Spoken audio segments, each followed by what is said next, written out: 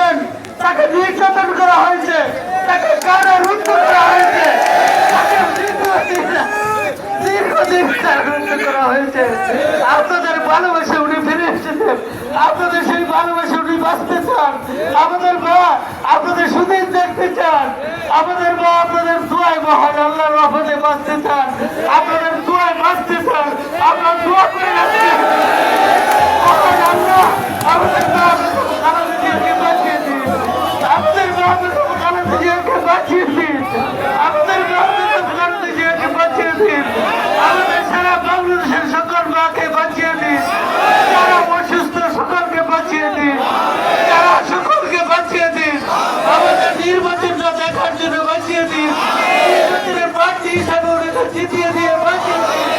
আমি জানি জানেন জিততে বাংলাদেশ জিতে যাবে, আমি জানি আমার মা বেঁচে গেলে সারা বাংলাদেশ বেঁচে যাবে, আমি জানি আমার মা নির্বাচিত হলে সারা বাংলাদেশ নির্বাচিত হয়ে যাবে, আমি জানি আমার মা আপনাদেরকে ছেড়ে যায়নি, আমি জানি দীর্ঘ 17 বছর আপনাদের সাথে ভোগ করেছেন, নির্যাতন সহ্য করেছেন। উনার বাড়ির সামনে বালির ট্রাক দিয়ে ওনাকে বের হতে দেয়নি, উনি আন্দোলন করেছেন, উনি বলেছেন কোন বাধায় আমাকে আটকাতে পারবে না, আমার কোন নিরাপত্তা লাগবে না, আমার সিকিউরিটি লাগবে না, আমার সাথে জনগণ আছে, আমার সাথে জনগণ আছে, আমার কোন বিপদ নেই, জনগণ আমার বিপদের দিনে পাশে থাকবে। আমি আমার মার জন্য দোয়া চাই, আমরা সকলে আমার মার জন্য দোয়া চাই, আমরা সকলে আমার মার জন্য দোয়া চাই।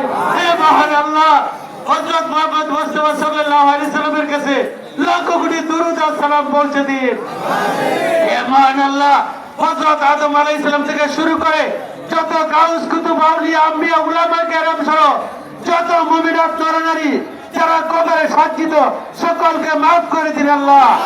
আমরা সারা পৃথিবীতে যত মাখলুকাত আছে, 18,000 মাখলুকাত, সকল মাখলুকাত আল্লাহ তুমি মাফ করে দাও, সকলকে মাফ করে দাও আল্লাহ। আজকে এই বিশেষ দিনে সকল ভাইরা আপনার জন্য দোয়া করছেন, আপনার জন্য কান্না করছেন, আল্লাহ আপনার কাছে পানা চাই। আমরা সকল জাতি তোমার কাছে পানা চাই। আমাদের এই অঞ্চলের হিন্দু মুসলিম ভাই বৌদ্ধ খ্রিস্টান আমরা সকলেই মিলেমিশে চলতে চাই, সকলের অধিকার আমরা বাস্তবায়ন করতে চাই, সকলকে সাথে নিয়ে আমরা কাজ করতে চাই।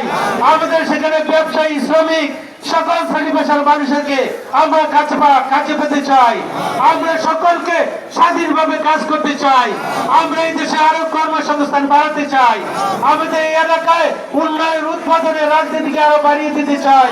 আমরা আমাদের যোগাযোগ ব্যবস্থা, শিক্ষা, স্বাস্থ্য সকল মানুষের জীবন মান উন্নয়নের জন্য আমরা কাজ করতে চাই।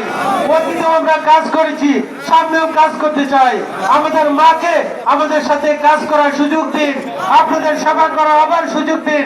আমাদের ভাই, আমাদের নেতা, আমাদের প্রিয় নেতা, শ্রদ্ধেয় নেতা, আগামী দিনের বাংলাদেশের যিনি প্রধানমন্ত্রী হবেন আমরা বিশ্বাস করি।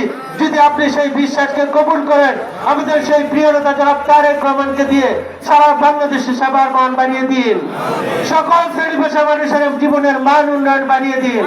যারা সাংবাদিক ভাইরা বিভিন্ন ভাবে আত্মত্যাগ করেছেন, সুনামগঞ্জের, সিলেটের, ঢাকার, সারা বিশ্বের সকল সাংবাদিক ভাইদেরকে তাদের জীবন মান বাড়িয়ে দিন, তাদের গ্রহণযোগ্যতা আরো বাড়িয়ে দিন।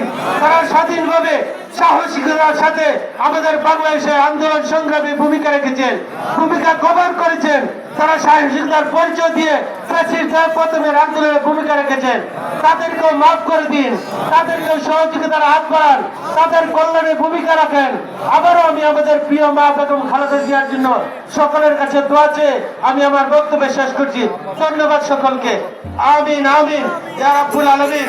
হে মহান আল্লাহ, তুমি সকলকে মাফ করে দাও। আমিন।